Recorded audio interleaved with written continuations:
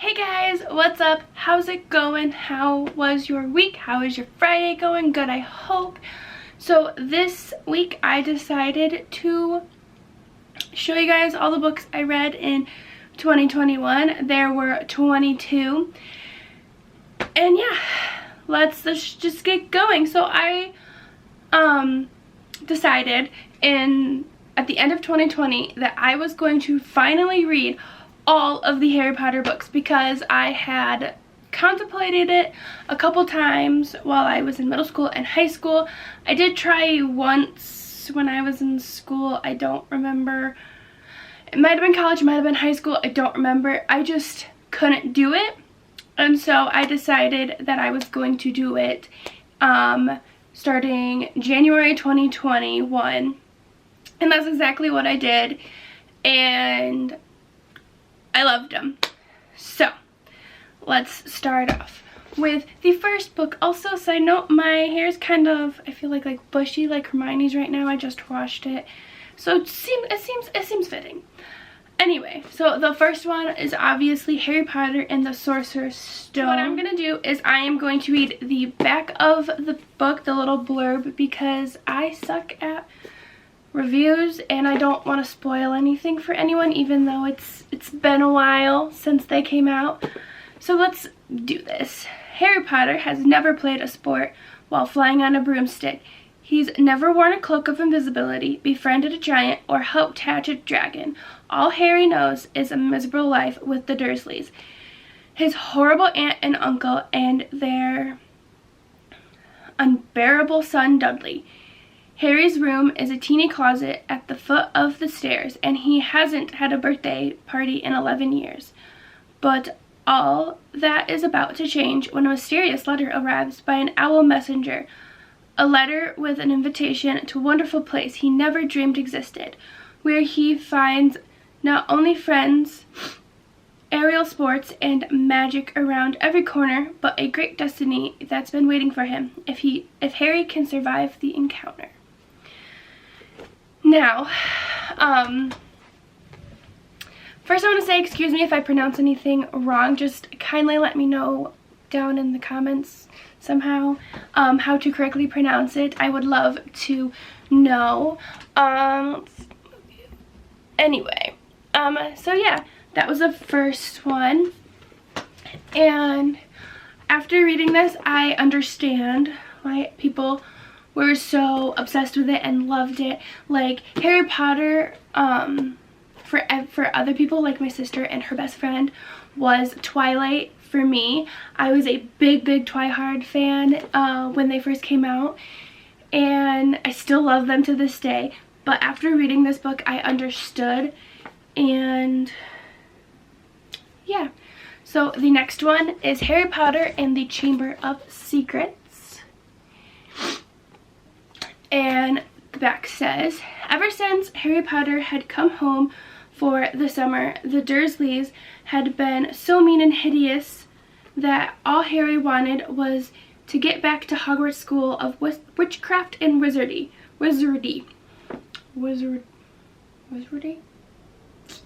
I know I'm pronouncing it wrong. Anyway, but just as he's packing his bags, Harry receives a warning from a strange impish creature who says that if Harry returns to Hogwarts, disaster will strike. And strike it does. For in Harry's second year at Hogwarts, fresh torments and horrors arise, including an outrageously stuck-up new professor and a spirit who haunts the girls' bathroom. But then the real trouble begins.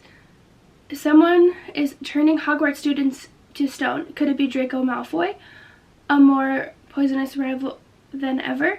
Could it possibly be Hagrid, whose mysterious past is finally told? Or could it be the one everyone at Hogwarts most suspects, Harry Potter himself? Now, I forgot to say this before I read this, but from now on, if you haven't read them, be warned, spoilers. Obviously, Harry survives for at least 7 books because there's 7 books and they're all called Harry Potter. Also, it's been out for quite some time. I mean, the movies just had their 20-year anniversary and the books were out way before that. So, yeah, spoiler alert, I guess. But yeah, that was Harry Potter and the Chamber of Secrets. See, I told you guys that I suck at reviews. Also, they only get bigger from here. And that was quite daunting for me, honestly, because I have never been as good of a reader as my sister and my dad, and so sometimes it'll take me a little bit longer to read.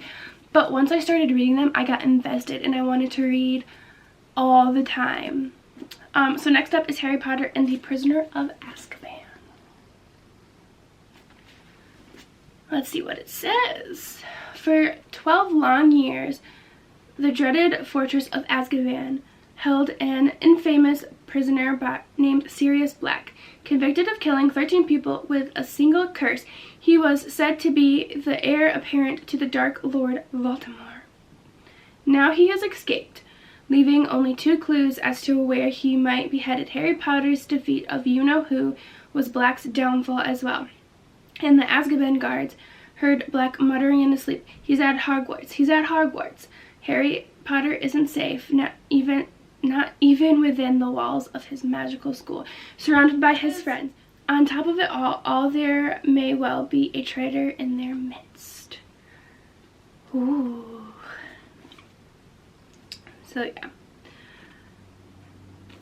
I have to say that I knew what was going to happen mostly going into these books because I had watched the movies sort of at my early career of college. And when I say sort of, I watched them, but I wasn't really paying attention. I just wanted to watch them to say I watched all the Harry Potter movies since I hadn't read the books. But yeah, let's move on to the next one. Next up is Harry Potter and the Goblet of Fire. So this is where they start getting to be thick. And this is what made me, like this is daunting to me. This is a thick book, this is a thick boy. But I did it and I live to tell the tale. So let's see what this one says. Harry Potter is midway through both his training as a wizard and his coming of age. Harry wants to get away from the precocious Dursleys and go to the Quidditch World Cup with Hermione, Ron, and the Weasleys. He wants to dream of Cho Chang, his crush, and maybe more than dream. He wants to find out about the mysterious events that's supposed to take place at Hogwarts this year. An event involving 2 other rival schools of magic in a competition that hasn't happened for hundreds of years. He wants to be a normal 14-year-old wizard, but unfortunately for Harry Potter, he's not normal, not even by wizarding standards. And in his case, different could be deadly. Yeah, so that was that one. Now this one is the biggest Harry Potter book of them all, and it is Harry Potter and the Order of Phoenix. Now I'm here to tell you, and you probably already know, that these books have so much more information and detail than the movies do. So when I read these, I was like, I don't remember that happening in the movie. And then when I re-watched the movies after reading these, which, yeah, I was like, hey, that wasn't supposed to happen. This is how it happened in the book. I think my boyfriend kind of got annoyed at me for doing that, but I did do it. So this is Harry's 5th year. Let's see what it has in store for him. There is a door at the end of a silent corridor, and it's haunting Harry Potter's dreams. Sorry, my cat's right there. Why else would he be waking in the middle of the night screaming in terror? Harry has a lot on his mind for this, his 5th year at Hogwarts. A defense against the dark arts teacher with a personality like poison honey, a big surprise on the Gryffindor Quidditch team, and the looming terror of the ordinary wizard level exam. But all of these pale next to the growing threat of he who must not be named, a threat that neither the magical government nor the authorities at Hogwarts can stop. As the grasp of darkness tightens, Harry must discover the true depth and strength of his friends, the importance of boundless loyalty, and the shocking piece of unbearable sacrifice. His fate depends on all of them. It's getting good. I mean, they're all good, but more intense, I think I should say. Next up is Harry Potter and the Half-Blood Prince. And now we read. The war against Voldemort is not going well. Even Muggle governments are noticing. Hermione scans the obituary page of the Daily Prophet looking for familiar names. Dumbledore is absent from Hogwarts for long stretches of time, and the Order of the Phoenix has already suffered losses. And yet, as in all wars, life goes on. The Weasley twins expand their business. 6-year students learn to apparate, I'm not sure if I'm saying that right, and lose a few eyebrows in the process. Teenagers flirt and fight and fall in love. Classes are never straightforward, though Harry receives some extraordinary help from the mysterious Half-Blood Prince. So it's the home front that takes center stage in the multi-layered 6th installment of the story of Harry Potter. Here at Hogwarts, Harry will search for the full and complex story of the boy who became Lord Voldemort, and thereby find what may be his only vulnerability.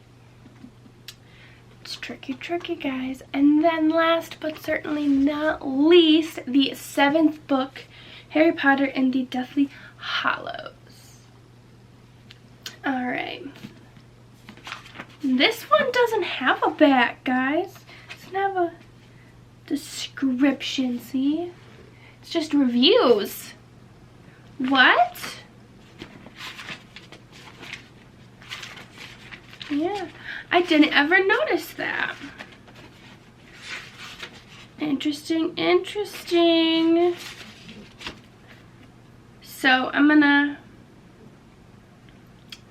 read the little blurb up here. It says, we now present the 7th and final installment of the epic tale of Harry Potter. So I guess I'm gonna have to review this one.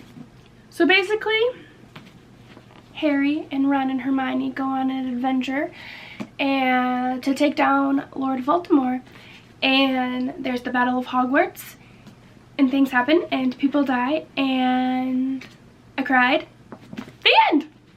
So yeah, those were all of the Harry Potter books. I must say though, knowing that some of the people died, it built up anxiety for me, because I knew that was gonna happen and I didn't want to read it, but I didn't know what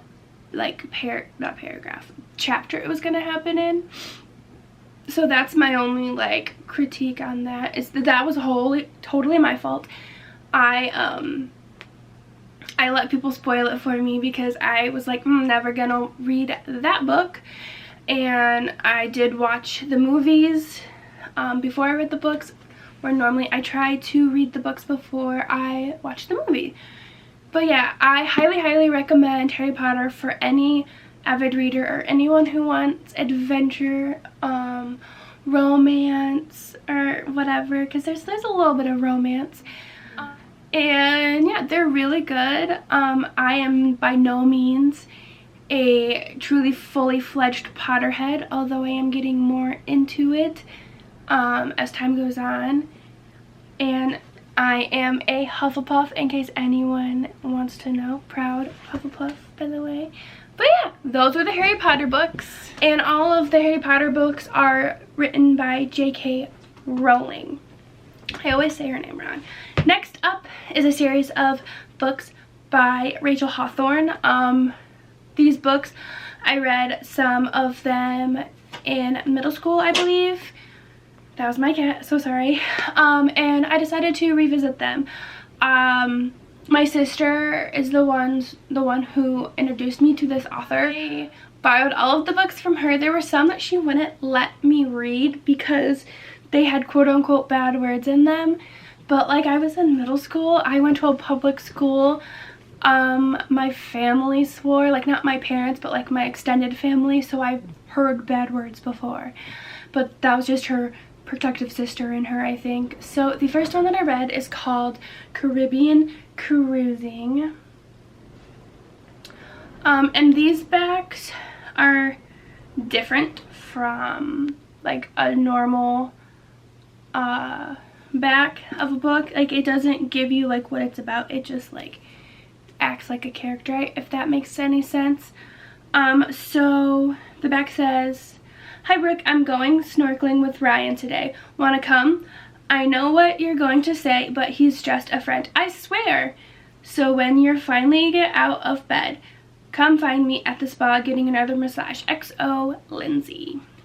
And so basically what this book is about is Lindsay's mom marries a super rich guy, and their honeymoon is on one of his cruise ships, and she gets to go along, and then her new stepdad brings along his godson Ryan, and they meet Brooke along the way, and it just talks about, or it is about Lindsay and her adventures on the cruise and all of that. And all of these books I'm about to tell you are rom-com, romantic novels, and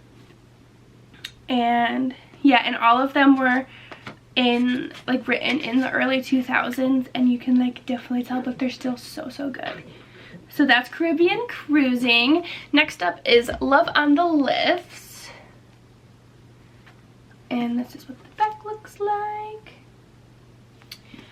And I don't think I'm going to read all of the backs to you. So basically what this one is about. Okay, so there's this girl who her family goes to this place all the time. Well, her and her brother go visit their aunt at this ski resort like all the time, and her brother's now in college and she's in her senior year of high school.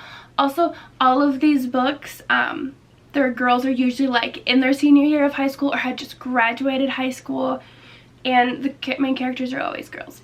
Anyway, and so her and her two best friends go and stay at a cabin there that they think they have to themselves, but her brother brings two of his friends, and shenanigans ensue, and it's just a really good book, and I like it. Next up is Island Girls and Boys. This is the back. This one is about these three best friends go to work on an island the summer before they head off to college. And Jen is her name, the main character, Jen. Her grandparents' island house, I guess, because they're somewhere else, and the girls get to live there, and the only thing is they like have to pay for everything. So yeah, and they meet these guys, shocker, and one of the girls actually has a boyfriend who surprises her. Spoiler alert. And shenanigans ensue. Like, I don't want to tell you guys too much because I want you to go buy it and go read it and love it as much as I do. And I found all of these books on Amazon. Next up is Snowden. Shenanigans ensue. Like, honestly, that's really all I'm going to tell you in all of these books because, like I said, I want you to buy them and read them and love them. Now, next up is called The Boyfriend League. In the back. Anyway, about a girl who loves baseball. Her and her best friend love baseball. She thinks she doesn't need a guy. She just wants to focus on like school and baseball and stuff, and they have this amateur team, I guess, called the Raglan Rattlers, that a bunch of, I think it's like pro or aspiring pro, like I think it's like for college baseball players, basically. They go and they play in this league for the summer and all that fun stuff, and her and her best friend are dedicated fans, and they go to every game and they go to practices, and they, like, in order to do this, people have to host the players, and so she convinces her parents to host a player, and her best friend convinces her parents to host a family, and she may or may not be falling in love with the guy that she is hosting, and shenanigans ensue. And then lastly is my personal favorite book ever, and it's called Thrill Ride, and this has been my favorite book since my sister made me read it all those years ago. And there is the back, and this one is about a girl who goes to work at an amusement park for the summer, and this is like the first time she's been away from home, and she has a boyfriend back home, and he's not happy that she's going, and she meets people, and she meets this guy who she thinks is a player, and she tries to stay away from him, but it fails, and they become friends, and then stuff happens and shenanigans ensue, and you should go read. Okay, and the next one is You're Not Special by Megan Rinks. This is her autobiography, I guess you could say. I just realized that this got put on upside down, because I take the dust jacket off when I'm reading it to not ruin it, and it got put on upside down. Classic Megan. Alright, so let's read the description, shall we? In You're Not Special, her first ever sort of memoir, beloved actress and YouTube sensation Megan Rinks gets personal about everything from drunk debauchery to boys to mental health.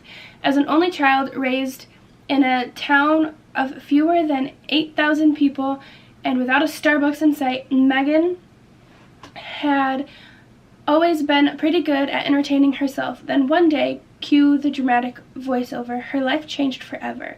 On June 12th, 2010, Megan was diagnosed with mononucleosis. Mono is basically just like a really bad case of the flu, right? Wrong. To a party-crazed 16-year-old, mono is nothing less than social suicide. More than anything, it's just plain boring. So Megan opened up her 2009 MacBook and recorded her first YouTube video.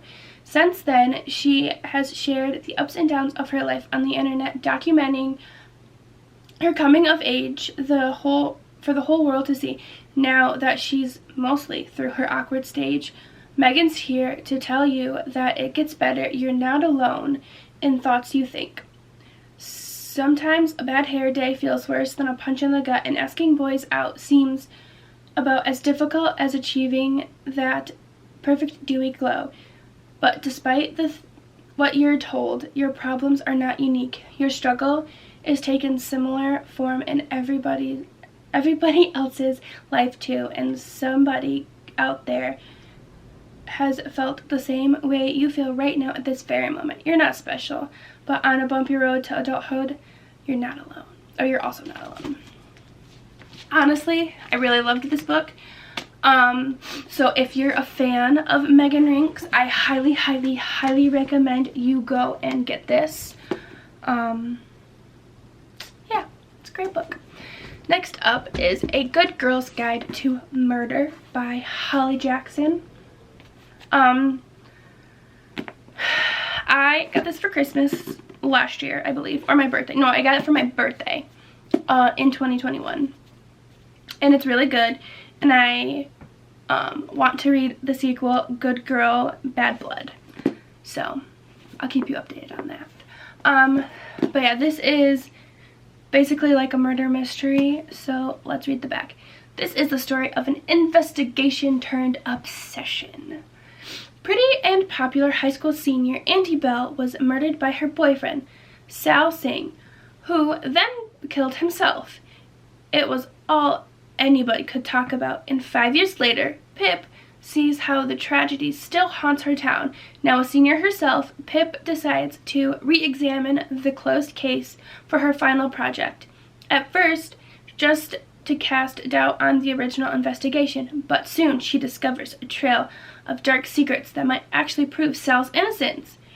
And the line between past and present begins to blur. Someone in Fairview doesn't want Pip digging around for answers, and now her own life might be in danger.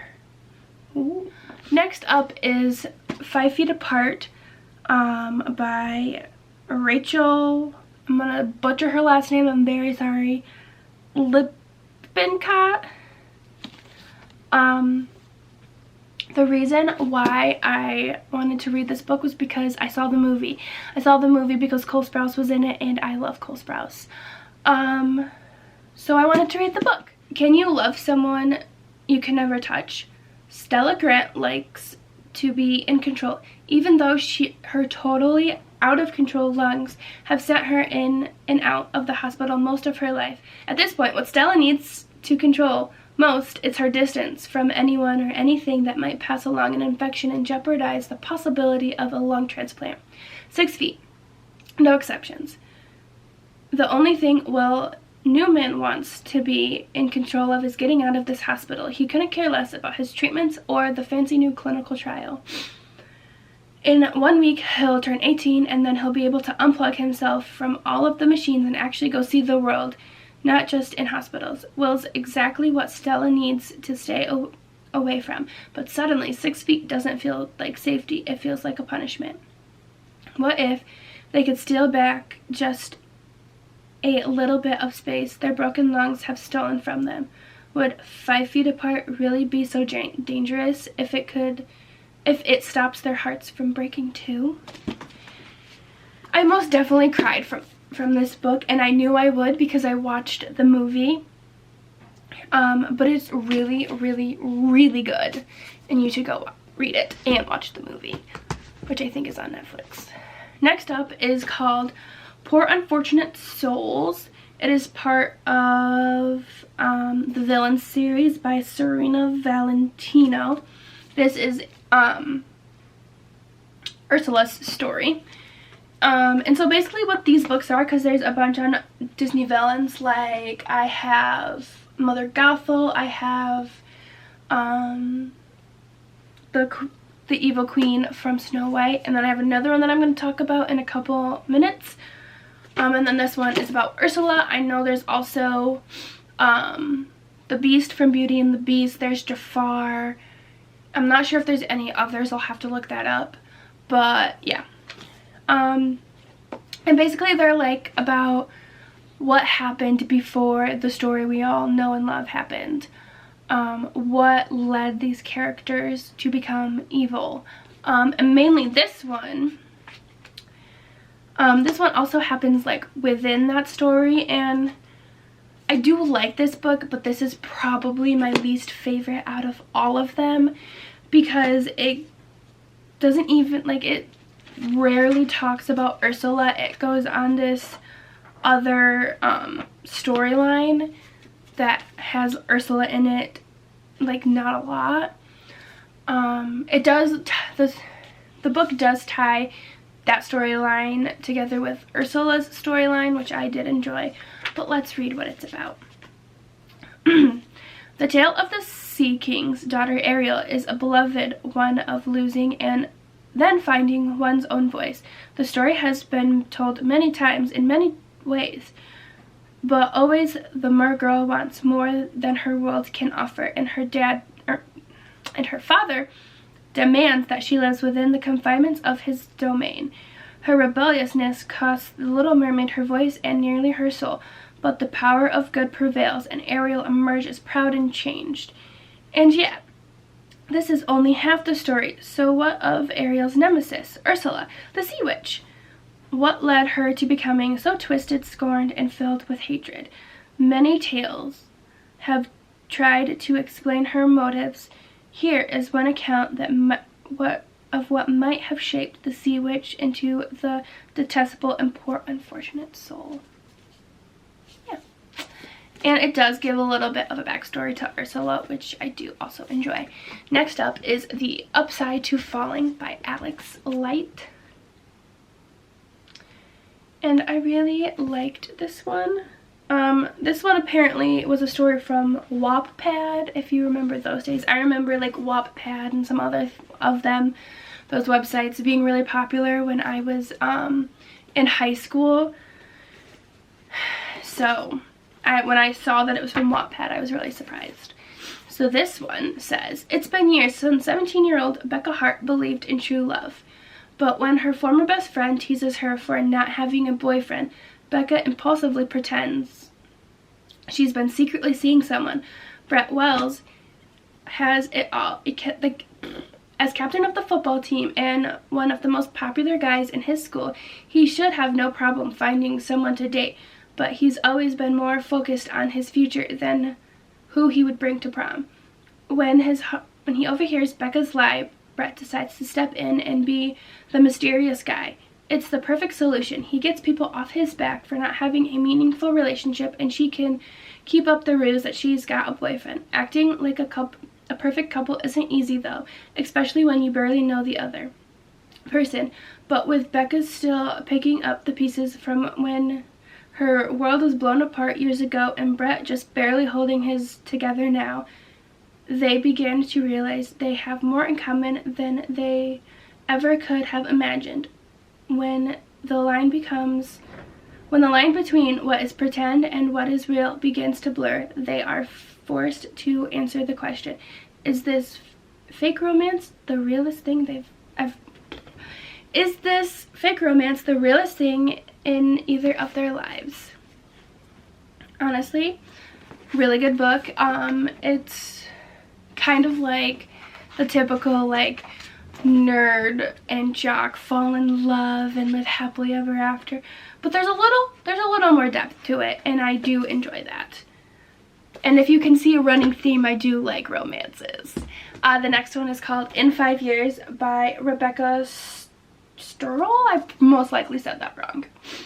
And this is a really good one too, obviously, or else I wouldn't be recommending it to you. So let's see what happens in this book. Where do you see yourself in 5 years? Danny Cohan, excuse me, totally said that wrong, lives her life by the numbers. Her every goal has long been mapped out and accounted for. To her mind, the unpredictable does not exist. She is nothing like her lifelong best friend, the wild, whimsical, believes in fate Bella.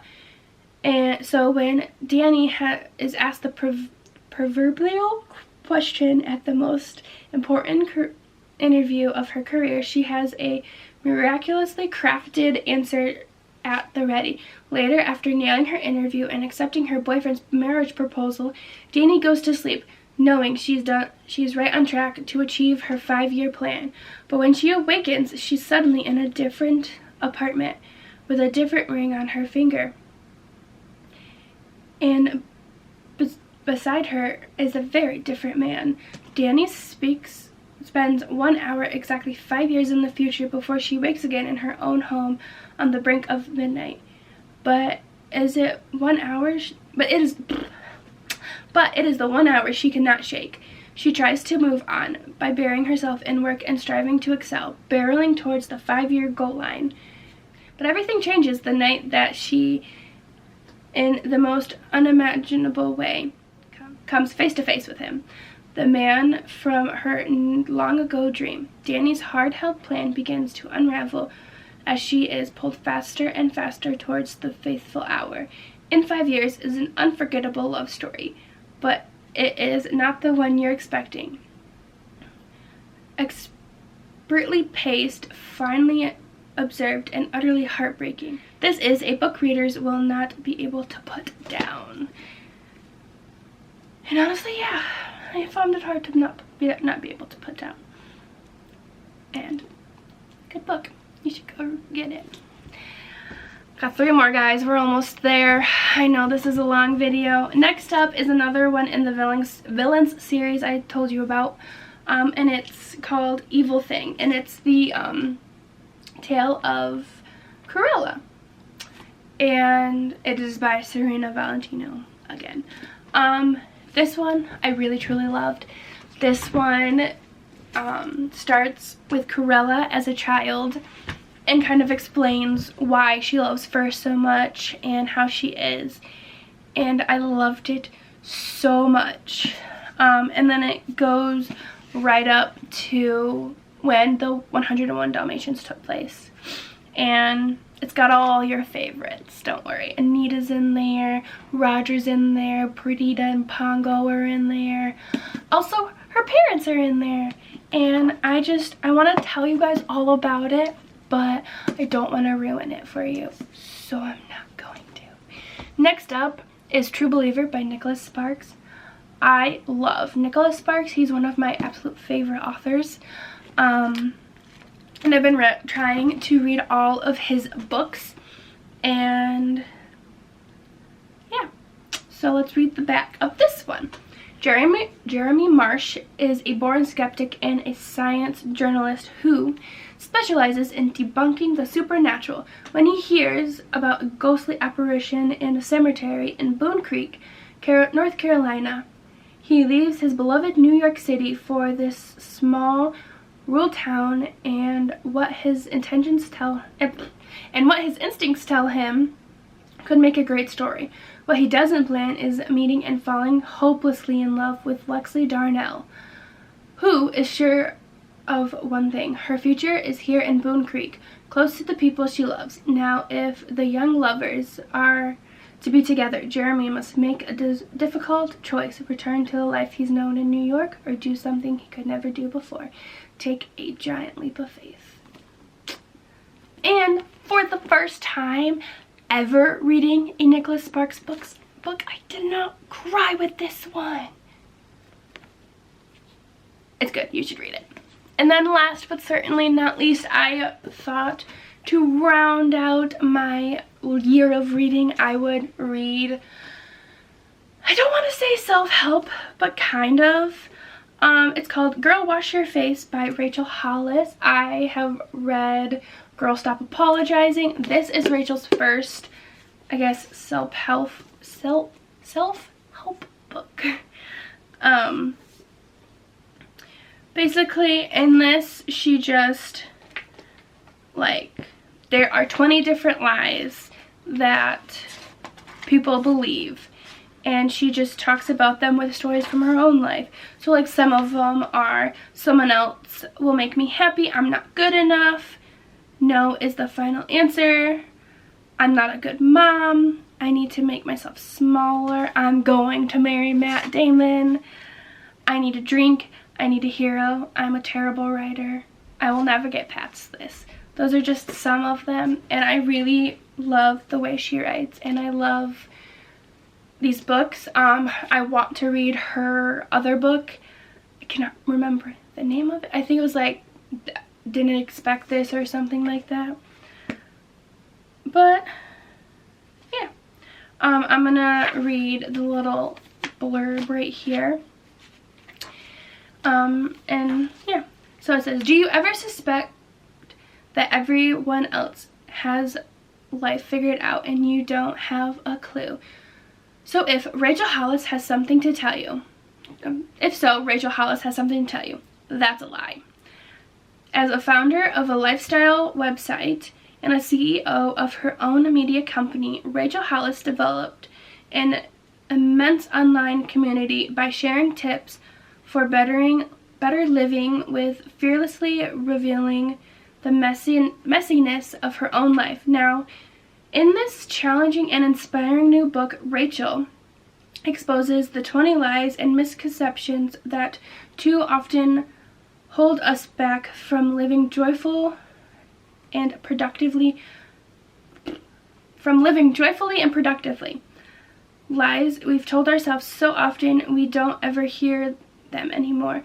With painful honesty and fearless humor, Rachel unpacks and examines the falsehoods that once left her feeling overwhelmed and unworthy, and revealed the specific practical strategies that helped her move past them. In the process, she encourages, entertains, and even kicks a little butt, all to convince you to do whatever it takes to get real and become the joyous, confident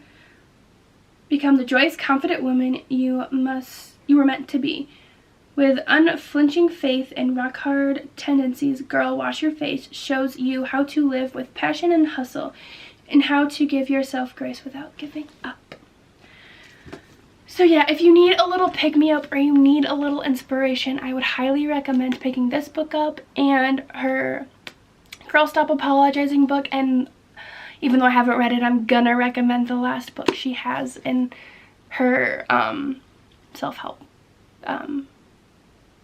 stuff. She also has some fiction books too, if you wanted to go look those up.